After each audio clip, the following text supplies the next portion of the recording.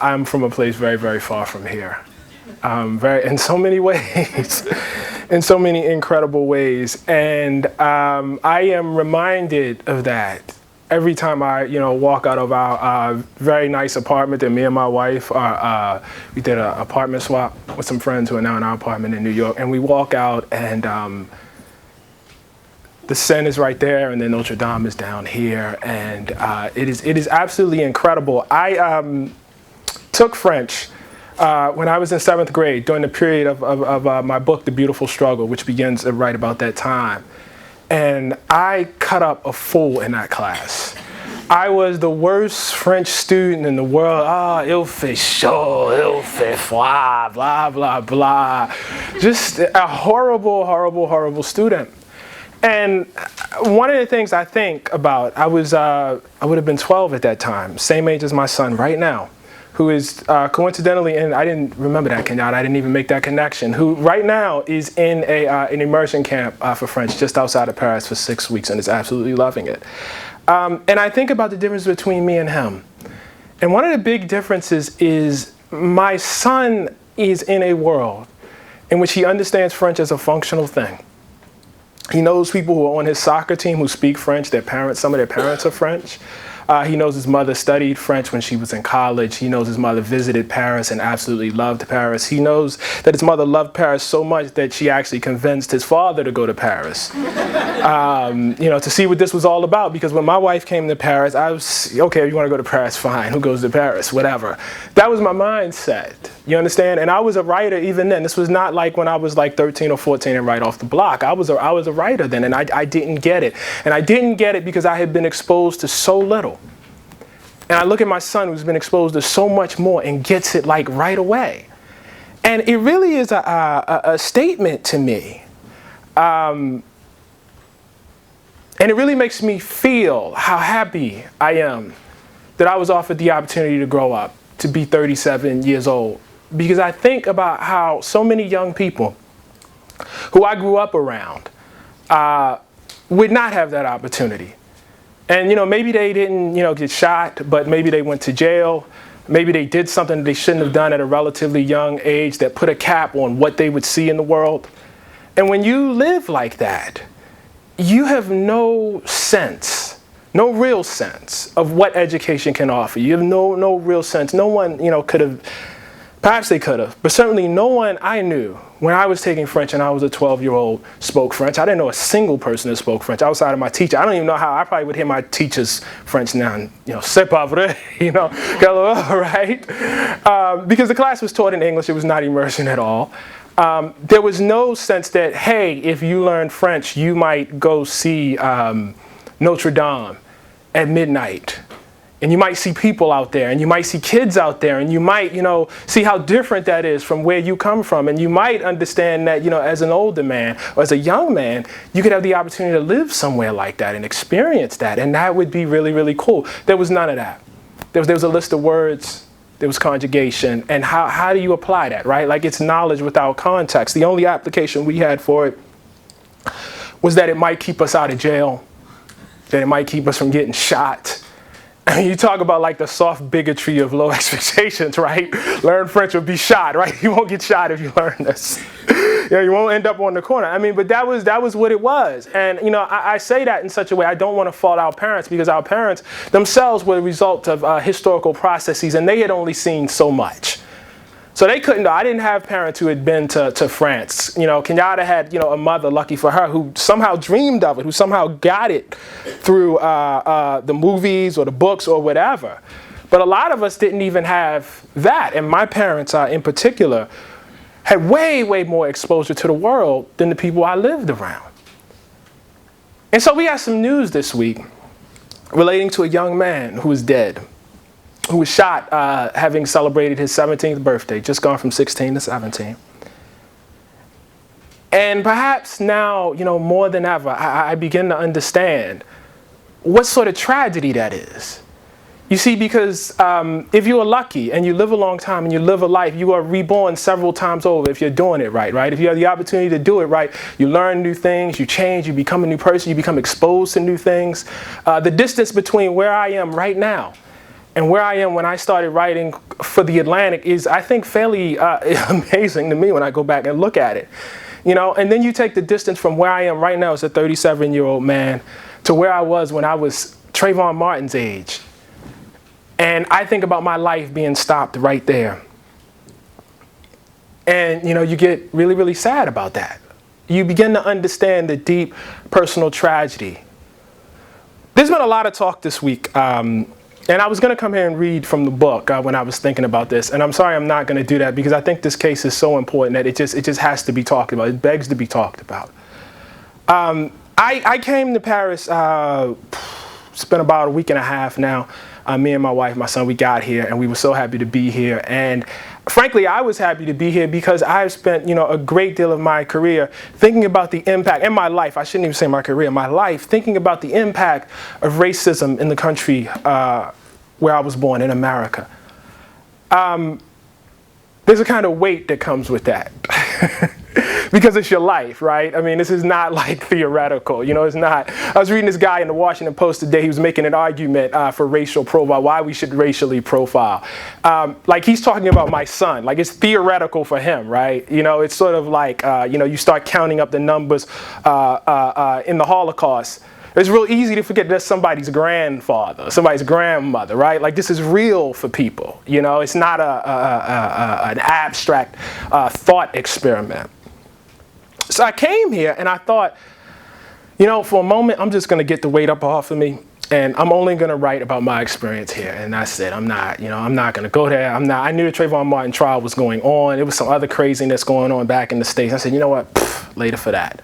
You know, I'm going to come here and I'm going to be myself in a fully human way. I have, you know, I've been studying French off and on for about 2 years now. I have dreamed of being here. I'm here now. I have the opportunity to study and be a student again and immerse myself. I'm going to take that opportunity and I'm not going to think about any of this craziness going on in the United States. Well, you know, sometimes events have a way of intruding on your life, right? And you don't get that. And it's not that I was surprised by the jury's decision when George Zimmerman was found innocent. So much as I was surprised by how moved I was by the entire process, by the grieving. You know, me and my wife look at our Facebook pages and it's just, you know, black parents afraid for their kids, wondering what they could say, what they should say to their children now that this has happened. What I want to do tonight is put this in some sort of historical perspective because I think that's really, really important. I think a great deal of attention has been paid to what happened in the jury, what happened in the actual case, the facts of the case, you know, all of that. You can go and read that online. I think that's important, but I'm much more interested in the historical processes that lead to a situation in which a young man who is taking a break from the NBA All-Star game goes on a snack run and doesn't make it home. Why did that happen? That's much more interesting to me than whether George Zimmerman should be in jail tonight. I think we have a way of focusing on individuals, and we make them either our objects of villainy or heroism, the whole time ignoring our own responsibility and the processes that even led us to that place to begin with. The thing we have to understand is that the United States of America is founded on white supremacy. This is a truth.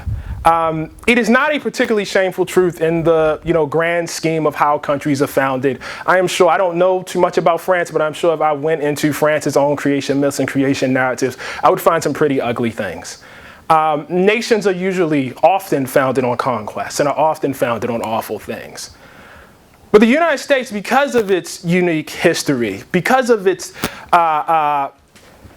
portrait of itself as the first Enlightenment republic, as a place where all these grand ideas about freedom, many of them conceived right here, would be first tried out, has real trouble accepting that. We have this notion, as it says, that we're the city shining on the hill, that we somehow are special, are different, are particular when compared to other countries. But the fact of the matter is clear. There was a historian who died about 2 weeks ago, Edmund Morgan. He wrote a book that is greatly underrated. It's called American Slavery, American Freedom. And he goes through the history of early colonial America in Virginia. And he shows how, far from slavery being a birth defect of America, as Condoleezza Rice put it well, or not so well, I should say, A lot of us like to think that, right? Like it's a popular, like, oh, you know, slavery and that was a mistake, that's the stain. But what Morgan actually argues is that slavery made America possible. That if you look at early America, what you find is a situation where there's vast amount of land and there's the need for a bonded class of workers who can be restricted, who can be counted on to not one day compete with other people. And they tried this out initially with Englishmen. If you look at the early history of indentured servitude, you find some of the same brutality that was later perpetrated in slavery. You find violence, you find floggings, you literally find planters trading the contracts to indentured servants in like card games. You know, something reminiscent that we would see on a whole nother level about 100 years later in slavery. We're talking about the early 17th century. But in 1619, you start getting Africans coming into the colony of Virginia. And what's different about these folks is that they're bonded for life, which is very different than indentured servitude. This is not a contract. You are here for life. And this serves an obvious need for the early colony of Virginia. And from that, you start to get laws that begin to enshrine white supremacy. They begin to differentiate the early indentured servitude and their children.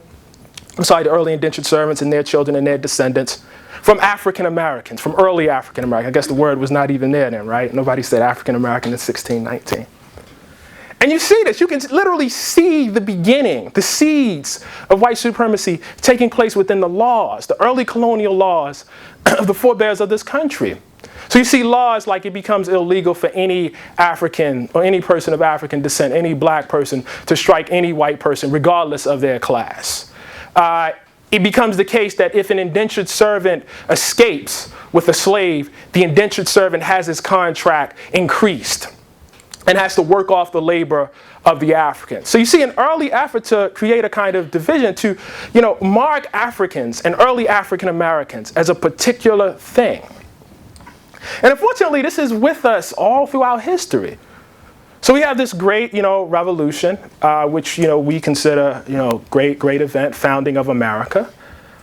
And then we write our Constitution. Early in our DNA, early in the founding, in our bones, we have this idea of white supremacy. Lincoln is shot during the Civil War, and Andrew Johnson is asked about the possibility of African-American citizenship, of African-American men, because it would have been men then, African-American men garnering the right to vote. And Andrew Johnson's response is, the peculiar qualities which should characterize any people who are fit to decide upon the management of public affairs for a great state have seldom been combined.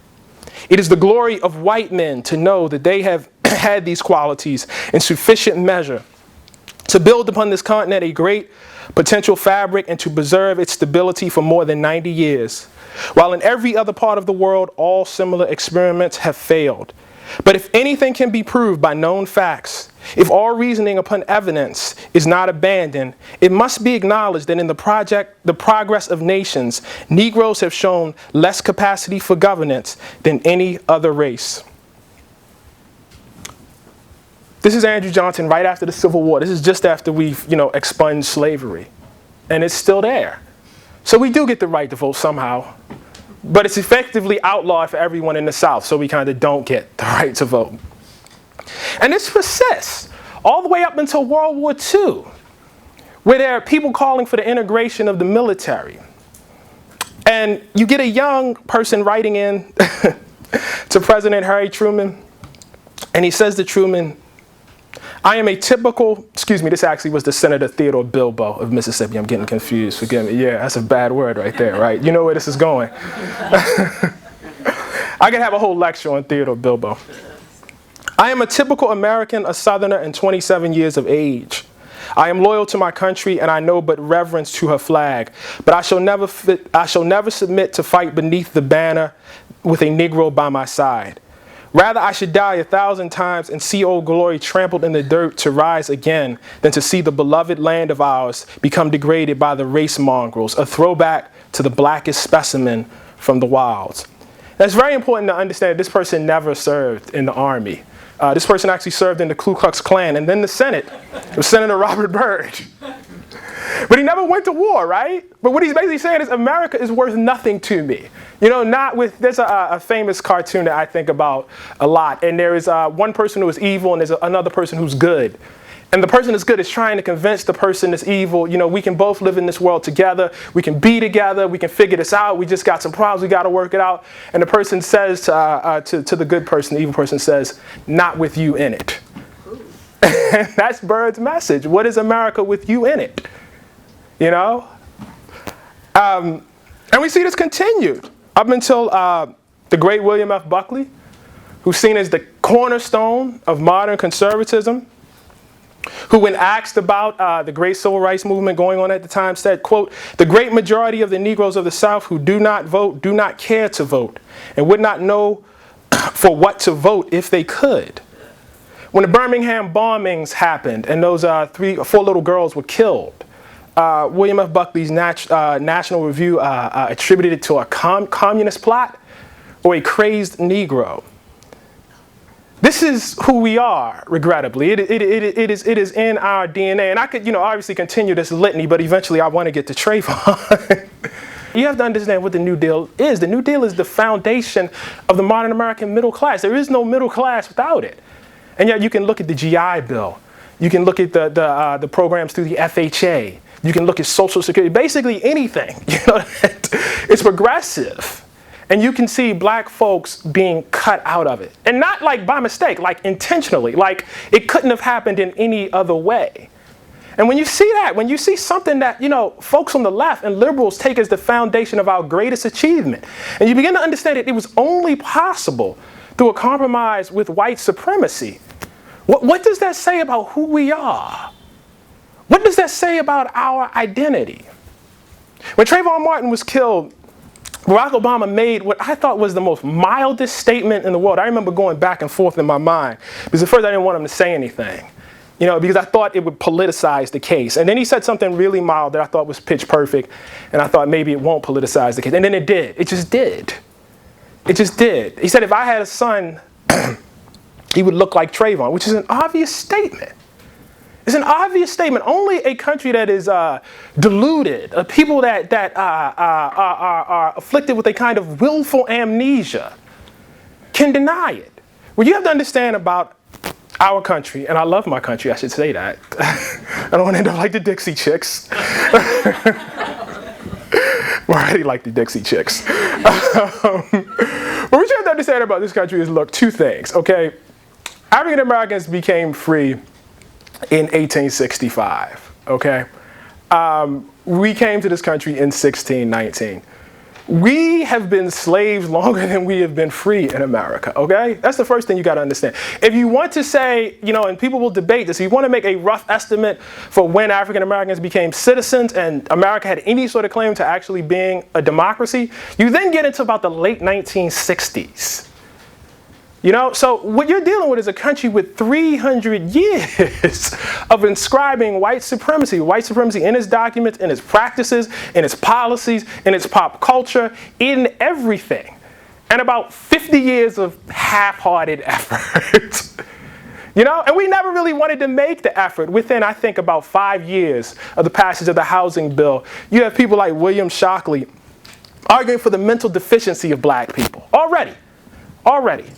There's a kind of ahistorical, and I would almost argue intentional ahistorical philosophy that infects these debates. So when you get to Trayvon Martin and you get to George Zimmerman, why are we surprised that George Zimmerman ended up in a situation where he shot Trayvon Martin? It doesn't require that George Zimmerman be a bigot. It doesn't require that at all. All it requires is that he be born in a country whose culture, whose policies, whose institutions have historically espoused white supremacy. That is the truth of the matter. And we have such a hard time reconciling that with our image of ourselves as the great proponents of democracy. I should wrap this up by saying, when I joke about, being happy to be an American, I'm actually not joking. I really am. I think if you want to understand the progress of freedom across the world, I think if you want to understand the process of how the franchise gets extended, I think you have to look at the Civil War. And the Civil War was fought by Americans. I'm a big admirer of Abraham Lincoln. I'm a conflicted admirer of Thomas Jefferson. I think if you ever want to understand the evils of slavery, you should read the writings of Thomas Jefferson. He was very insightful, actually. You know, maybe because he owned slaves, I don't know. But I think, like a lot of African Americans, I have great, great pride in my country. I had a gentleman who was coming in, a historian. He was doing a guest post for me, and he has a new book coming out, and he was pointing out how if you looked at the franchise rate at the onset of the Civil War, even it was only exclusive to white men, it still was one of the highest franchise rates in the Western world. Americans have to find some way to be mature about our legacy, right? My wife loves me, right? I'm pretty secure in that, right? But if you ask my wife for an honest assessment of me, you know, she wouldn't say, oh, he's so great and everything he does is great and he never had any problems, he never done anything wrong. I guarantee you I have some root problems that I brought into that relationship that I have even to this day. That's what it means to be human. And we have to find some way to look at our country and to love our country and to look at it as the product of humans, as the work of humans.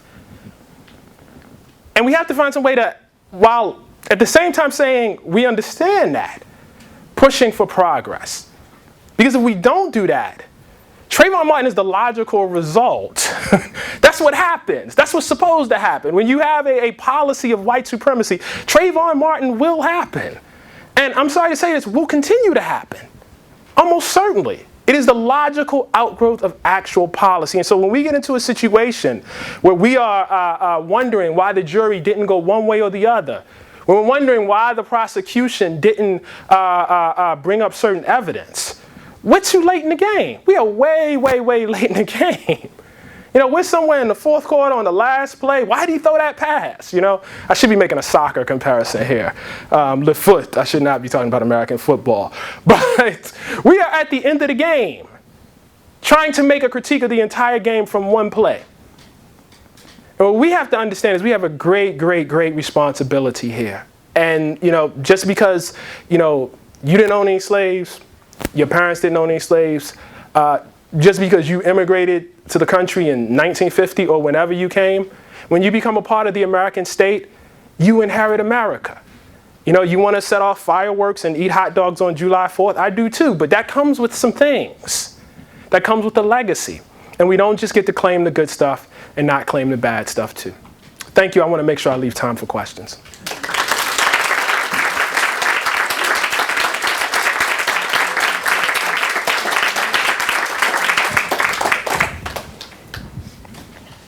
Sure. I don't know what like France's handgun laws are, right? But I'm going to go out on a limb and say that they are somewhat more constricted than America's. I'm not quite sure, but I think they might be just a little bit. Just a little bit. I grew up in a community that was saturated with guns at a period where the saturation was really, you know, taking off at a high level. Crack cocaine had just come into the community. Everybody and his mother had a Saturday night special. It was really just, you know, being dumped into the community.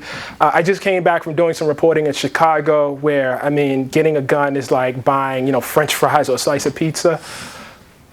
One thing I do feel here is the lack of presence. I cannot explain it to you, but guns are ambient. The possibility of violence around you changes how you, lethal violence changes how you look at everyone and how you behave. And the lack of that here for me is palpable. I will say that. Are there other Americans here who agree with that? Okay, all right, okay. All right, so I'm not out on a limb. We have a movement that says that, and an aggressive movement at that says that the state should have control over your body. And what your body, you know, should be able to and should not be able to do. The last election where we had the two gentlemen, one from Arkansas and one from Indiana, you know, making, you know, opining on rape and what's real rape. Yeah, that was a term, by the way, real rape. Real rape and not real rape, right? And, you know, it's one of these things where it becomes very easy to like lob, you know, tomatoes at people like that. But what was less missed is that this was a logical outgrowth of a movement. We did some good journalism on this at The Atlantic, that this notion that there wasn't quote unquote real rape or that the female body has a way of shutting that whole thing down. Love that phrase. It's so anti-science. It's just so shutting the whole thing down. But this is built on 20, 30 years of a movement producing an ideology. And I think for both me and my wife, perhaps our biggest thing right now, thinking about that. We have laws in Texas right now that went through. And this is going to keep happening. This is gonna keep happening. I'll also add that all of this is tied up into the state and class and issues about that. Because if there can be any way, there's this great fear in America of subsidizing loose African American women who are using abortion as birth control, whoever does that. And that just cuts through everything. Because the fact of the matter is, what these politics mean in America is it's all about affordability. Rich people will always have access to these things. They always will. They probably did. I don't know the history this well, but I'm assuming they probably did before the law and will have it, no matter what happens. But there's a broad stretch of poor and working class women, who won't, and not just abortion. Like if you look at the attack on Planned Parenthood, this is about birth control. It's about cancer screening. This is about a great deal of many, many other things. And for me, ultimately, it's about the sanctity of your body. In terms of the drug war and the prisons, it's the one thing I'm actually a little bit optimistic on. Because there is increasingly a group of people across left and right who are seeing the insanity of this. They are not seeing the insanity of this because they've become educated on any of the issues I was talking about earlier. They've become, they've seen the sanity of this because a lot of these people have to balance budgets. And this is very expensive, It's very expensive. It's a very expensive policy of just locking people away. Where that's going to leave us, I don't know. I don't know, but I think increasingly there are more and more people that are seeing that our drug laws, our way of punishing everyone, punishing our way out of every social problem is insane.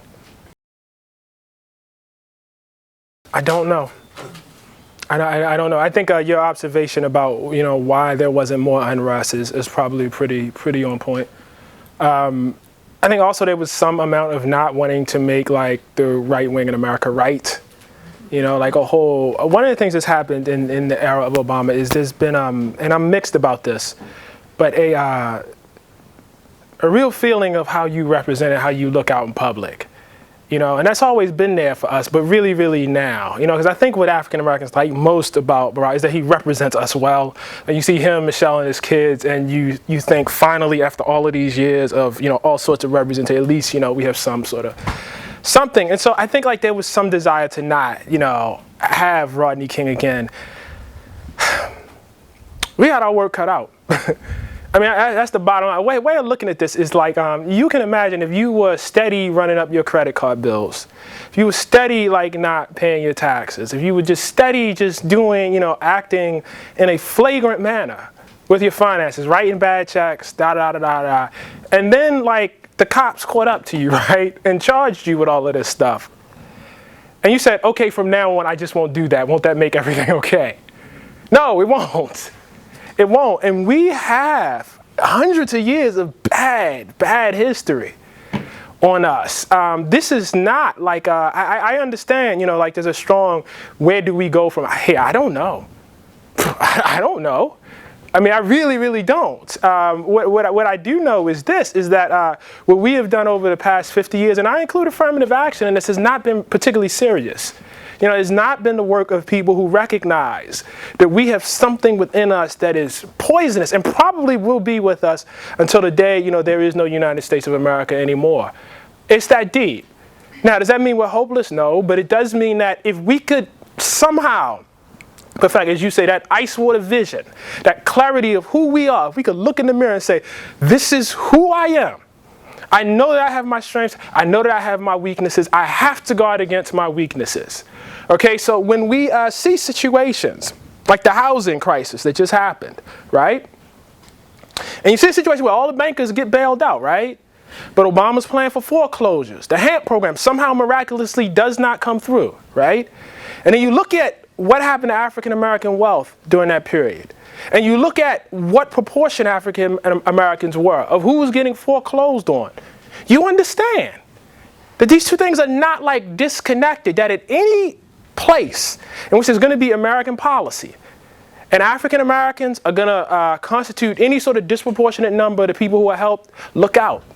Look out. You should be on your guard that something will go wrong. Right now we have a situation, it's very nice that we got healthcare, this monstrosity of healthcare through, which is like a friend of mine says, all the worst and all the best, But we got it through. Very nice that we got it through, right? But if you look at the Medicaid expansion, and you look at what states don't want Medicaid expansion, and you look at a state like Texas, where you add up the number of African Americans and Latinos, and you start getting to 60% of folks who would be helped. You look at a state like Mississippi, which is refusing the Medicaid expansion, and you look at who would be helped, and you see African Americans constituting 50% of who would be helped. You begin to understand. So at least we can cultivate some sort of sense of self-skepticism. And if I have any disappointment in the president, it is that he has not cultivated enough of this around race. I don't expect him to stand up and be, Cornel West or Martin Luther King or he's the president of the United States. I got that. I understand that. You're at the head of the American state. I'm sorry, you got me on a little bit of a rant here. But if you do, yes. But it's continued, and you have a situation like I have in my city of New York, which is effectively legalized racist profiling, the profiling of African American men, of African American boys, of myself, of my son. Okay, where you have a situation where the police in New York are spying on Muslim Americans, and it's out there. This is not conspiracy. This is actually happening. And then you get your first African-American Democratic president saluting Ray Kelly, who runs the police in New York, and suggesting, or somehow vaguely endorsing the possibility of him heading up the Department of Homeland Security. That is not self-skepticism. That happened. All you gotta do is go to my blog, first post up there. That happened. That is not self-skepticism. You don't gotta be out there lobbing bombs, but you ain't have to say that, You didn't have to say that. You didn't have to go that far. We understand that you have to be measured, that you can't, get up and do whatever, you think that they think you're going to do, whatever that is. But, you don't have to do that. You don't got to endorse it, man. And so what we need to do, you start talking about like policy solutions, but what we need to do is have a kind of philosophical shift first. You have some skepticism about who we are, as all people in all countries, by the way, should. A patriotic skepticism. If you love America, you'll be skeptical. Like my wife is skeptical of me. But who leads this if not the president? I don't know. I have a lot of questions, not many answers in the back. Well, that's tough because we get into this feedback loop, right? Like if you say a democracy is, that we are a democracy, whether you accept that or not, I do accept it. The country will be what the people say it will be, right? So on some level, you get into this almost meta, and I'm being as clear with you as I possibly can because these are questions that I go to bed at night. You get into this weird metaphysical space where can the country be better than the people want it to be? One of the most disheartening things, I came into this, my studies of this, as a mature person, believing that there was some sort of, how can I put this, plot. I'm a big, I dissent from the argument of working against their own interests. I think white supremacy is an actual interest. I think people know exactly what they're doing when they vote their interests. And that's one of the hardest things to overcome. What if this is not a plot? What if it's not big corporations? What if it's not the rich? What if this is humans? It's just humans in this situation, acting in what they perceive to be their best interest. It's really scary. It's really, really, really scary. I do what I can. I say, go read this, go look at this, But you get into this really metaphysical space where, because we, automatically think, well, if you include everybody, you will get the right answer. What if you don't?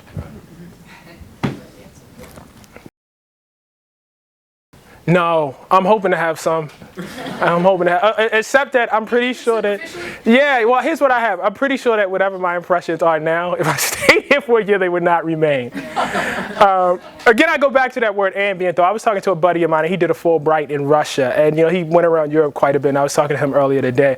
And he said, yeah, it's true, everywhere has their stuff, but the difference is in America, it's just ambient. It's just all, you feel it all around you. And he said, I didn't feel that. He said, that was the difference. It was not that, other places were pure. And I have to say, I think, not simply, America didn't just have slavery. America what is the great quote? If you, this is like, this will tell you like all you need to know about the Civil War, okay? In 1860, if you had added up all of the productive capacity of America, all the factories, railroads, everything that anybody owned, banking houses, all of that would have been less than the worth of all of the slaves. The slaves were worth, they were worth billions of dollars at that time. That time, Natchez, Mississippi was home to more millionaires per capita than any town. And, more than New York, more than anywhere. These folks had made their money off of slave trading. I say that to say that America did not just have slavery. America had a slave society. It was like, it's in our bones. If you go to South Carolina, 1860, like these people on my blog, they say, well, what? Well, South Carolina willingly, democratically, people wanted to secede. I said, no. You look at South Carolina, 1860, the majority of people in South Carolina are slaves. They're slaves, the majority of the people. This is apartheid. Mississippi, the majority of people in Mississippi are slaves at the onset of the Civil War.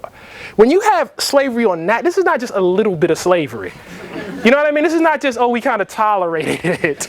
This is foundational. And it gets even worse if you start like doing research on how people look at themselves. Like if you look at the culture of slavery, and you look at how white people in the South constituted their very idea of citizenship. And you see how much of it is rooted on not being them over there. And you begin to understand it's not just like a tolerance for, prejudice here and there. That this is foundational to who we are. And I didn't know that, by the way. That wasn't something I knew just as I didn't maybe in some vague way I had that. But when you understand it on a intellectual level, when you see the documents, when you see the numbers, when you see the math, it's frightening.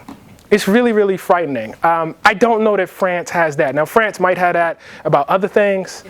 I know about the Muslims, I know about Charles Martel and all that. So maybe there's some of that there. But this is that particular thing, America's particular in that. It really is.